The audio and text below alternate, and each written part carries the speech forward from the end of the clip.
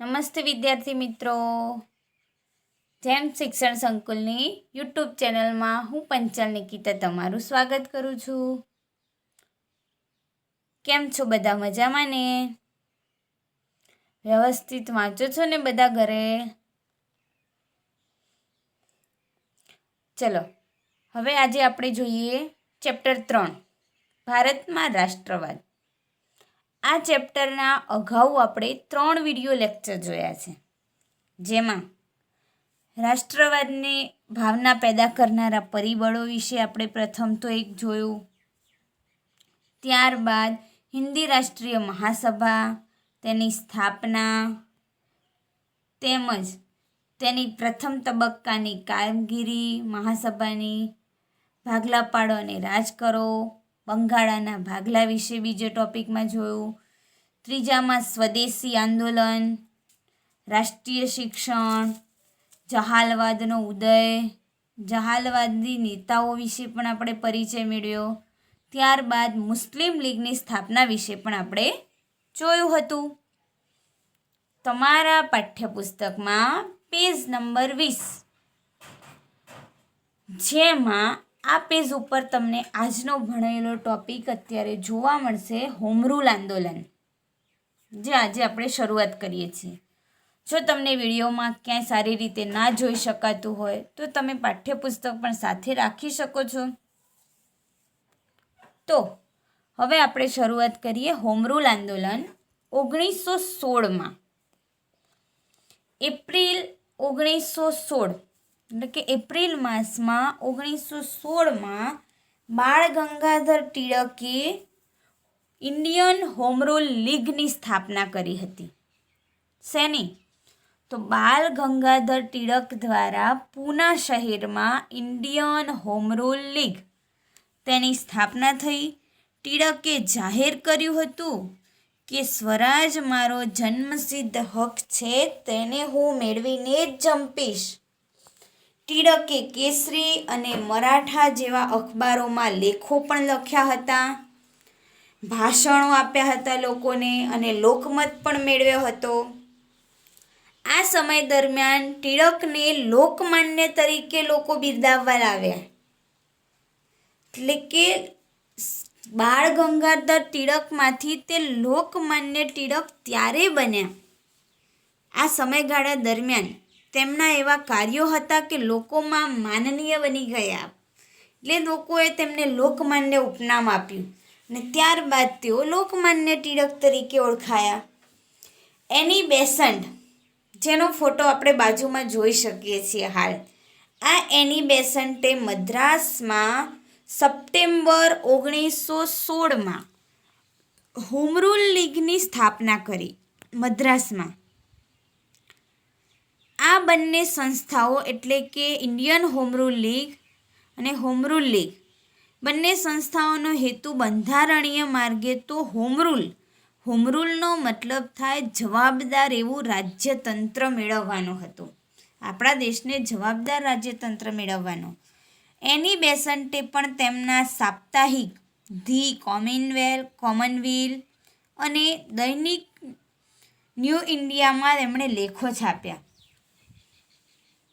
એની બેસન્ટે British સરકારને હિંદને જવાબદાર રાજ્યતંત્ર અને ગૃહ સ્વરાજ્ય વહેલી તકે આપવા અનુરોધ કર્યો. એની બેસન્ટે પણ એવો અનુરોધ કર્યો કે તમે વહેલી તકે આ લોકોને હિંદને સ્વતંત્ર આપી દો, જવાબદાર રાજ્યતંત્ર સોંપી દો, ગૃહ સ્વરાજ્ય પોતે જ પોતાના ઘરનું શાસન કરી શકે, રાજ્ય ચલાવી શકે સારી રીતે તેવું. કોંગ્રેસ અને મુસ્લિમ લીગે હોમ રૂલ આંદોલનને ટેકો આપ્યો. મુસ્લિમ લીગે પણ આપ્યો અને કોંગ્રેસે પણ આપ્યો. અંગ્રેજ સરકાર એની બેસન્ટની ચળવળથી ચોંકી ઉઠી. મદ્રાસ સરકારે એની બેસન્ટની ધરપકડ કરી. તેઓ આવું આપણને સમજાવ્યું, તેમણે સ્થાપના કરી આ બધી બાબતોની. તે પણ લોકોને આ વસ્તુ સમજાવવા માગતા હતા અંગ્રેજોને. તેમણે આ બધી બાબત કહી કે જવાબદાર રાજ્યતંત્રને ગૃહ સ્વરાજ્ય આપી દો વહેલી તકે. તો એમની ધરપકડ કરી લીધી મદ્રાસની સરકારે અને તેમને ઉટાકા મંડમાં નજરકેદ રાખવામાં આવ્યા. એની બેસન્ટને મુક્ત કરવા માટે દેશમાં સભાઓ યોજાઈ, સરઘસો નીકળે ઠેર ઠેર અને તેમને વિરોધ કરવા વ્યક્ત કર્યો અંગ્રેજ સરકાર સામે લોકોએ. છેવટે અંગ્રેજ સરકારને તેમણે છોડી દેવા માટેની ફરજ પડી. હવે જુઓ, આટલું જાણો કે એની બેસન્ટને ડિસેમ્બર 1917માં કલકત્તા મુકામે ભરાયેલ કોંગ્રેસના અધિવેશનમાં સૌપ્રથમ મહિલા પ્રમુખ તરીકે પસંદ કરવામાં આવ્યા હતા. તે માત્ર જાણકારી માટે છે. ત્યારબાદ આપણે જોઈએ આગળ તો લખનૌ કરાર 1916માં થયો. ઈસવીસન 1915માં કોંગ્રેસ અને મુસ્લિમ લીગે એક સાથે મુંબઈમાં અધિવેશન ભર્યું. કોંગ્રેસ મહાસભા, હિન્દી રાષ્ટ્રીય મહાસભા એટલે કે અને મુસ્લિમ લીગ આ બંને મુંબઈમાં અધિવેશન ભર્યું. એક વર્ષ પછી કોંગ્રેસ અને મુસ્લિમ લીગે તેમના વાર્ષિક અધિવેશન એક સાથે લખનૌમાં રાખ્યા. એક સાથે મુંબઈમાં અધિવેશન ભર્યું ને એક વર્ષ પછી લખનૌમાં બંને સાથે રાખ્યા. લખનૌમાં મળેલા અધિવેશનમાં કોંગ્રેસના અધિવેશનમાં લોકમાન્ય ટિળકે હાજરી આપી.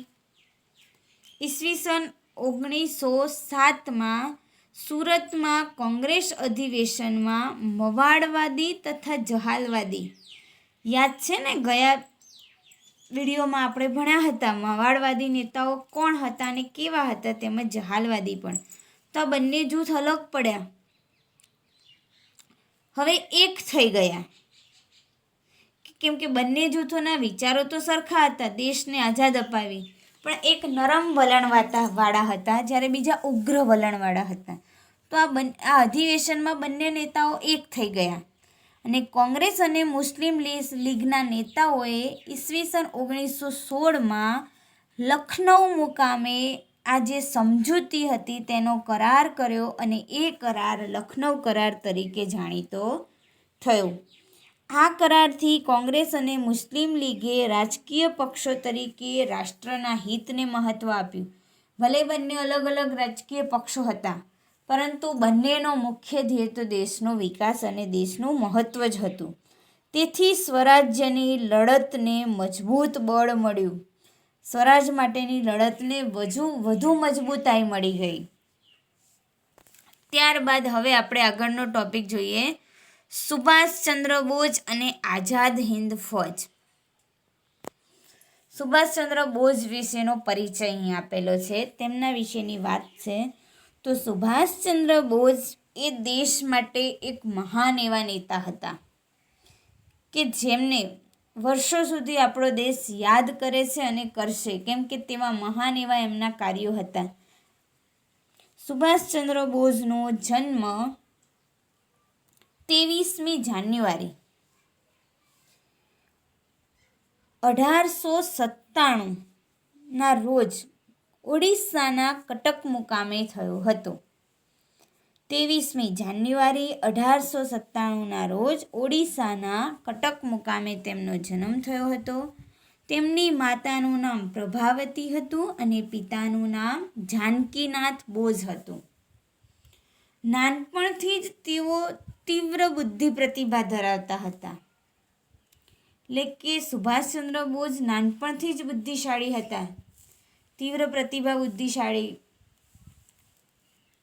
ઈસવીસન 1920માં લંડનમાં ICSની પરીક્ષા 4થા નંબરે તેમણે પાસ કરી. ખૂબ જ હોશિયાર હતા તેઓ અને લંડનમાં તેમણે ICSની પરીક્ષા જે 4થા નંબરે પાસ કરવી, કે જે સામાન્ય માણસ માટે આ પરીક્ષા પાસ કરવી જ ખૂબ અગત્યની ગણાતી હતી, જ્યારે તેમણે 4થા નંબરે પાસ કરી. ભારતમાં આવ્યા પછી હિન્દી રાષ્ટ્રીય મહાસભા એટલે કે કોંગ્રેસમાં તેઓ જોડાયા.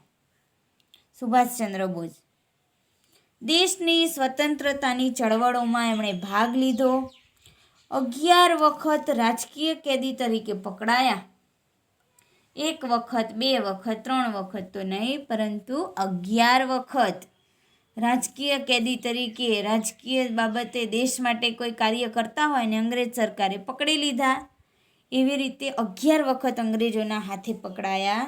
ઈસવીસન 1938માં હરિપુરા કોંગ્રેસ અધિવેશન, એટલે કે જ્યારથી કોંગ્રેસની એક સ્થાપના થઈ કોંગ્રેસ પક્ષની, ત્યારથી દર વખતે ક્યાંક દર વર્ષે અધિવેશન મળતું કોઈક ને કોઈક જગ્યાએ ચોક્કસ. તો આ 1938ના કોંગ્રેસ અધિવેશનમાં સુભાષચંદ્ર બોઝ કોંગ્રેસના પક્ષના પ્રમુખ બન્યા હતા. ત્યારબાદ ઈસવીસન 1939માં ત્રિપુરામાં અધિવેશન જે મળ્યું તેમાં બીજી વાર કોંગ્રેસના પ્રમુખ બન્યા, બીજા વર્ષે પણ. પછી આ કોંગ્રેસ પક્ષમાં કેટલાક મતભેદો અંદર થવા લાગ્યા, તેના કારણે તેમણે પ્રમુખ પદેથી રાજીનામું આપી દીધું. અને મે 1939માં મે માસમાં 1939માં સુભાષચંદ્ર બોઝે ફોરવર્ડ બ્લોક, યાદ રાખજો વિદ્યાર્થી મિત્રો ખાસ, કે ફોરવર્ડ બ્લોક નામના એક નવા રાજકીય પક્ષની તેમણે રચના કરી. યુરોપમાં દ્વિતીય વિશ્વયુદ્ધ એક બાજુ શરૂ થયું હતું. ફોરવર્ડ બ્લોકે યુદ્ધ વિરોધી પ્રચાર શરૂ કર્યો. યુદ્ધ એ સારી બાબત નથી, યુદ્ધ ન કરવું જોઈએ, આમ યુદ્ધ વિરોધી લોકોને સમજાવવા માટેનો એક પ્રચાર શરૂ કર્યો. સુભાષચંદ્ર બોઝ અને તેમના સાથીઓને સરકારે જેલમાં પૂરી દીધા. સુભાષચંદ્ર બોઝ ઉપવાસ ઉપર ઉતર્યા જેલમાં, અને તેમની તબિયત લથડી. ઉપવાસ ઉપર રહે માણસ બહુ દિવસ, જેણે સતત ના કર્યા હોય છતાં પણ હવે, એટલે કે એની તબિયતમાં તો ફેરફાર થાય જ, કે ખાધા પીધા વગર ઉપવાસ વગર રહ્યા, તેથી તબિયત બગડી, અને તબિયત બગડતા લથડતા સરકારે તેમને જેલમાંથી મુક્ત કરી દીધા અને પોતાના ઘરમાં એમને રાખ્યા, પરંતુ નજરકેદ રાખ્યા. ઘરની ચારે બાજુ પોલીસ ચોકી ફેરો હોય, જે સતત નજરમાં હોય, ઘરની બહાર ના જઈ શકે કે ના કોઈ આવી શકે. તો આ રીતે નજરકેદ કર્યા પોતાના મકાનમાં. હવે જુઓ આગળ કે 17મી જાન્યુઆરીએ 1941ના રોજ મધ્યરાત્રિએ સુભાષચંદ્ર બોઝ અંગ્રેજ સરકારની નજરકેદમાંથી છટક્યા. એટલે કે 17 જાન્યુઆરી 1941ના દિવસે ઘરમાં નજરકેદ હોવા છતાં સરકારની નજરમાંથી છટકીને તેઓ ભાગ્યા, અને વેશ પરિવર્તન કરી દીધો હતો તેમનો વેશ બદલીને, જેથી તેમને કોઈ ઓળખી પણ ન શકે. અને વેશ પરિવર્તન કરીને તેઓ પેશાવર ગયા, પેશાવરથી કાબુલ, અને કાબુલથી મોસ્કો થઈને બર્લિન પહોંચી ગયા. બર્લિનમાં પહોંચીને રેડિયો ઉપર જઈને તેમણે પ્રવચન આપ્યું. તો તેમનો અવાજ અને પ્રવચન સાંભળીને સરકાર ચોંકી ઉઠી, અંગ્રેજ સરકાર, કે આ માણસ ઘરમાંથી ત્યાં કેવી રીતે પહોંચી ગયો, છતાં પણ કોઈની નજરમાં પણ ના આવે ત્યાં સુધી. અને ત્યાંથી તેઓ પછી સુમાત્રા ગયા, અને સુમાત્રા થઈને જાપાન ગયા. આટલું જાણો. આ માત્ર જાણકારી માટેનો એક ટોપિક છે વચ્ચે, જે જાણી લઈએ કે જર્મની અને જાપાન આ અંગ્રેજોના બે દુશ્મન દેશો હતા.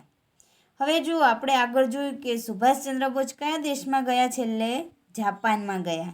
એટલે કે જે અંગ્રેજોનો દુશ્મન દેશ હોય તે તો અંગ્રેજોને કોઈ સારી માહિતી આપે જ નહીં. આપે કે અહીંયા સુભાષચંદ્ર બોઝ આવ્યા અને અમે છુપાયા? ના આપે. તો કે અંગ્રેજોના દુશ્મન દેશો હતા. આ સંજોગોનો લાભ લઈ અને સુભાષચંદ્ર બોઝે જર્મનીના વડા હતા હિટલર, અને જાપાનના પણ વડાપ્રધાન હતા ટોઝો, આ બંને સાથે વાતચીત કરી પોતાના દેશની આઝાદી મેળવવા માટે. અને જાપાન વધુ મદદરૂપ થઈ શકે તેમ છે તેવું તેમણે વિચારી એશિયાઈ દેશમાંથી લડત આપવાનો નિર્ણય કર્યો, કે એશિયાના જુદા જુદા દેશોમાંથી પણ ભારતીય લોકો એક થઈને દેશ માટે લડશે, અને એ લોકો આપણને, બીજા દેશો આપણને આ લડતમાં મદદરૂપ પણ થશે. કેમ કે તે અંગ્રેજોના દુશ્મન દેશો હતા, એટલે અંગ્રેજોની વાત તો તેઓ માને કે એમને સહકાર આપે તો નહીં જ. હવે આપણે આગળ જોઈએ કે સુભાષચંદ્ર બોઝ તેમજ આઝાદ હિંદ ફૌજના સુકાની પદે બ્રિટિશ લશ્કરના ભારતીય અમલદાર, એટલે કે બ્રિટિશ લશ્કર હતું એમાં ભારતીય એક અમલદાર હતા કેપ્ટન મોહનસિંહ. તે મોહનસિંહે જાપાનને શરણે ગયેલા ભારતીય સૈનિકોમાંથી, એટલે કે જે જાપાનને શરણે ગયા હોય ભારતીય સૈનિકો, એવા ભારતના જ સૈનિકો પણ જાપાનની શરણે ગયેલા બધા લોકો, એવા સૈનિકોની એક આખી રચના તૈયાર કરી, ફૌજ તૈયાર કરી, જેનું નામ આપ્યું આઝાદ હિંદ ફૌજ. આ આઝાદ હિંદ ફૌજની ભારતીય અમલદાર એક કેપ્ટન મોહનસિંહ હતા. તેણે એક રચના કરી અને જાપાનની સરકાર તથા રાસ બિહારી બોઝ વચ્ચે થોડો મતભેદ થતાં મોહનસિંહે રાજીનામું આપી દીધું અને આઝાદ હિંદ ફૌજનું ભવિષ્ય, આ રચના કરેલી સરસ મજાની આખી ટીમ બનાવેલી આઝાદ હિંદ ફૌજ, તેનું ભવિષ્ય થોડા સમય માટે તો અનિશ્ચિત બની ગયું કે હવે આ ટકશે કે નહીં, કેમ કે સારા એવા કેપ્ટન હોય જે સુકાન પદ સંભાળે એ જ ના રહે તો હવે કોણ કરે. એટલે રાસ બિહારી બોઝે સર્વસંમતિથી, મોહનસિંહ તો જતા રહે કેમ કે એમને રાસ બિહારી બોઝ વચ્ચે મતભેદ થતા, તો તેઓ રાસ બિહારી બોઝની સર્વસંમતિથી જે મોહનસિંહ જતા રહ્યા હતા તેમને બદલે 4 જુલાઈ 1943ના રોજ આઝાદ હિંદ ફૌજના સર્વોચ્ચ નેતા તરીકે તેમણે સુભાષચંદ્ર બોઝની વરણી કરી અને બધી જ સત્તા તેમને સુપરત કરી દીધી, પાછી આપી દીધી. જુલાઈ 1943માં સુભાષચંદ્ર બોઝે આઝાદ હિંદ ફૌજનું સુકાની પદ આખું સંભાળી લીધું આ ટુકડીનું, અને લોકોએ તેમને નેતાજી નામ આપ્યું. નેતાજીના હુલામણા નામથી બોલાવવા લાગ્યા. નેતાજીએ ફૌજને ચલો દિલ્હી, દેશ માટે લડવા જઈએ જાણે, ચલો દિલ્હી એવું સૂત્ર આપ્યું અને ભારતને એક મંત્ર આપ્યો સુભાષચંદ્ર બોઝે, એટલે કે નેતાજીએ આપણા કયો મંત્ર આપ્યો? જય હિન્દ. આજે પણ આપણા દેશના નાના નાના બાળકો પણ દેશ માટે ગર્વથી બોલે છે આ શબ્દ કે જય હિન્દ. આ જય હિન્દનો મંત્ર નેતાજી દ્વારા મળ્યો હતો. તેમણે દક્ષિણ અને પૂર્વ એશિયાના દેશોનો પ્રવાસ કરી અને ત્યાંના ભારતીયો પાસેથી માતૃભૂમિની સ્વતંત્રતા માટે, એટલે કે દક્ષિણ પૂર્વ એશિયાના જુદા જુદા દેશોમાં ફરીને બધેથી ભારતીય જે લોકો રહેતા હોય એવા લોકોને પોતાના દેશની સ્વતંત્રતા મેળવવા માટે પોતાનું સર્વસ્વ બલિદાન આપી દેવાની માગણી કરી. બધું જ દેશ માટે જાય, મોત આવે તો પણ વાંધો નહીં તેવા બલિદાન આપવા માટેની માગણી કરી કે તુમ મુझे ખૂન દો મેં તુમ્हें આઝાદી દૂંગા. તેવું સૂત્ર આપ્યું. તેમણે આઝાદી માટે આહવાન કર્યું કે તમે બધા મને તમારું ખૂન આપો, લોહી માટે વહેવડાવવા પણ તૈયાર થાવ તો હું તમને દેશની આઝાદી અપાવીને જ રહીશ. તુમ મુझे ખૂન દો મેં તુમ્हें આઝાદી દૂંગા એવું આહવાન કર્યું. જુઓ અહીંયા બાજુમાં એક ચિત્ર દેખાય છે જેમાં સુભાષચંદ્ર બોઝ અને આઝાદ હિંદ ફૌજના સાથીદારો સુભાષચંદ્ર બોઝ સાથે બધા ઊભા છે. ત્યારબાદ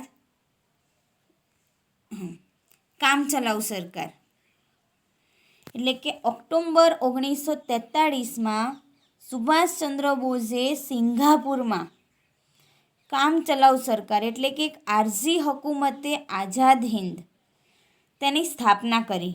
કામચલાઉ સરકારની સુભાષચંદ્ર બોઝે પોતાના લશ્કરના સર્વોચ્ચ વડા તરીકેનો હોદ્દો સંભાળ્યો પોતાની લશ્કરી ટીમના, અને કામચલાઉ સરકારે ઇંગ્લેન્ડ અને અમેરિકા સામે યુદ્ધ જાહેર કર્યું.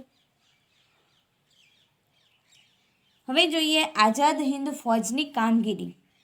આજે આઝાદ હિંદ ફૌજ તૈયાર કરી જુદા જુદા દેશોમાંથી ભારતીય નાગરિકોને ભેગા કરીને, એમની કામગીરી શું હતી આ ફૌજની? તો આઝાદ હિંદ ફૌજની કામગીરીમાં સુભાષચંદ્ર બોઝ આઝાદ હિંદની કામચલાઉ સરકારના વડા બન્યા તેઓ, અને વડા બન્યા પછી આઝાદ હિન્દ ફૌજનું પુનઃ આયોજન કર્યું તેમણે ફરીથી, અને તેમણે સૈનિકોને સઘન તાલીમ આપી દરેકને. સુભાષચંદ્ર બોઝે આઝાદ હિન્દ ફૌજમાં અલગ અલગ ટુકડીઓ ઊભી કરી, જુદી જુદી ટુકડીઓ બનાવી. હવે અહીંયા જોઈ લો, ટુકડીઓની વાત આવી છે, તેમના વિશે જાણવાનું છે કે સુભાષચંદ્ર બોઝે આઝાદ હિન્દ ફૌજમાં 4 લશ્કરી ટુકડીઓ ઊભી કરી હતી. અને આ 4 લશ્કરી ટુકડીઓના નામ પણ તેમણે દેશના નેતાઓ પરથી જ રાખ્યા હતા કે ગાંધી, સુભાષ, નહેરુ અને આઝાદ. આમ 4 ટુકડીઓના 4 નામ આપેલા. અને સ્ત્રીઓની પણ એક આખી અલગ ટુકડી ઊભી કરી હતી, જે ટુકડીનું નામ તેમણે ઝાંસીની રાણી આપ્યું હતું, અને તેનું નેતૃત્વ કેપ્ટન લક્ષ્મી સેહગલે કર્યું હતું.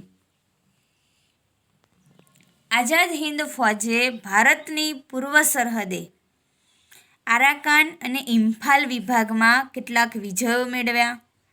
ત્યારબાદ પુરવઠાની ભયંકર તંગી થઈ, અનાજ પાણીની, અને ભારે વરસાદને કારણે વિજય મેળવતી ફૌજને પીછેહઠ કરવી પડી.